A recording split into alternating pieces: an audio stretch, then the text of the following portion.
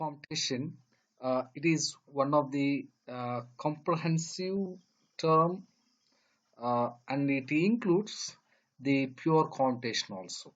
So there is a differences between pure and perfect computation. Maybe that one learn in the one of the separate video.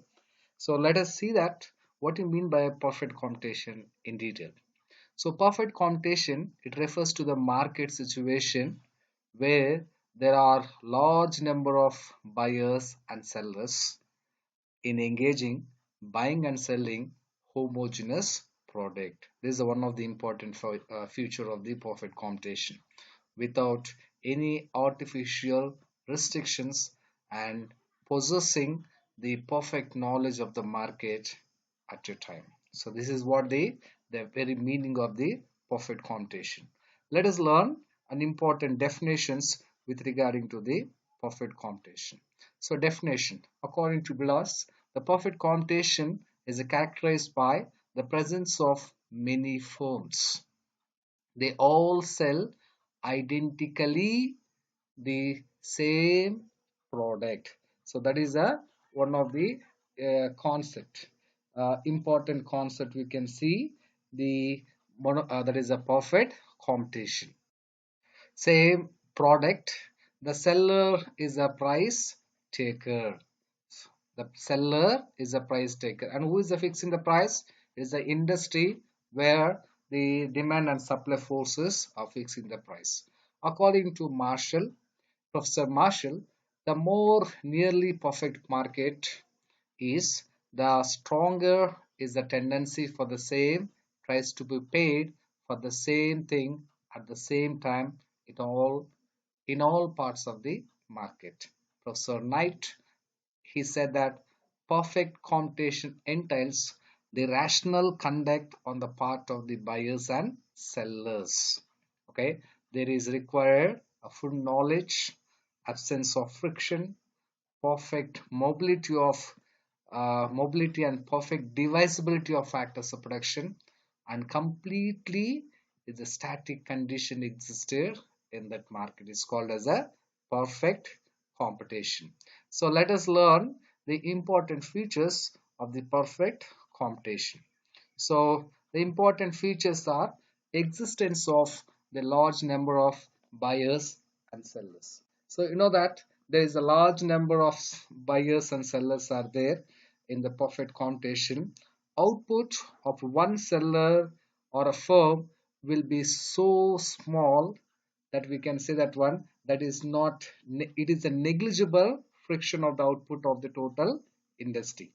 Hence, because of this very reason, changes in supply made by a particular firm will not affect the total output of all the industry. At the same time, so buyers cannot influence the price of the commodity because the quantity purchased by him, it is very small. So there is existence of large number of buyers and sellers. For buyers, they are very small. They buying and sellers, the very small fraction they selling in the in of that industry as a firm.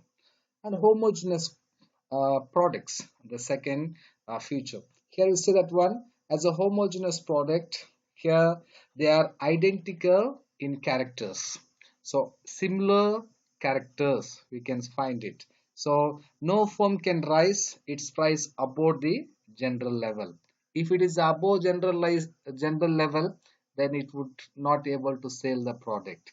Or if we can reduce its price, then they're going to lose, and that's why uh, this is very important that they can as a fixation the price.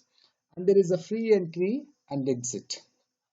So as you know that as a firm entering as a it is a homogeneous product, as the firm earning the supernormal profit, many firms can enter in, and there is no restriction to enter in. And when they're incurring the loss, they can exit from the industry. There is no restrictions, and there is a absence of transport cost. You know that it is already included in the that is a production. Okay, already included in the production cost. So that is a absence of transport cost, and there is a single price, the same price product, because of there is a homogeneous product that are produced. So each unit bought and sold in the market is the same single price. This is again a single and important feature.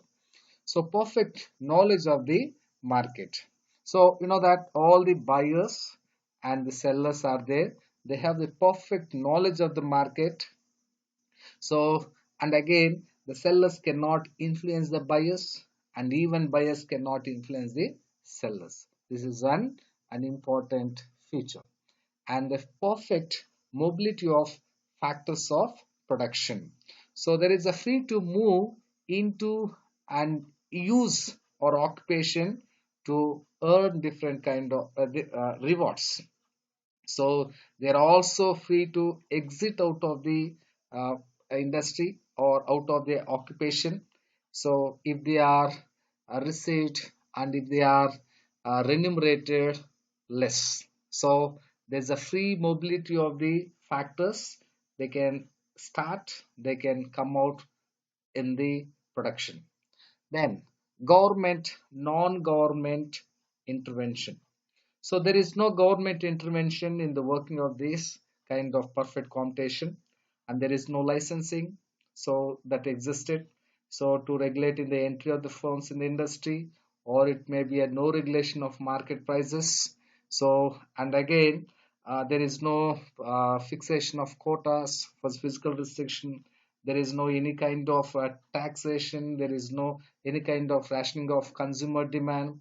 No subsidies to the producers or to the consumers. No any kind of government intervention for altering the demand and the supply. And the another important feature is that absence of collusion or artificial restraints. So you know that one, as you know that there is a collusions. So here, if regarding to that, if there is a collusion among the consumers as a consumer associations or sellers uh, for any kind of for association regarding cartels, things like that, there is no any collusions, and each seller and buyer act independently, and the firm enjoy the freedom of independent decisions with regarding to the product pricing and output. So this is all about an important features of the perfect computation. Now let's see that the price and output determination under perfect computation.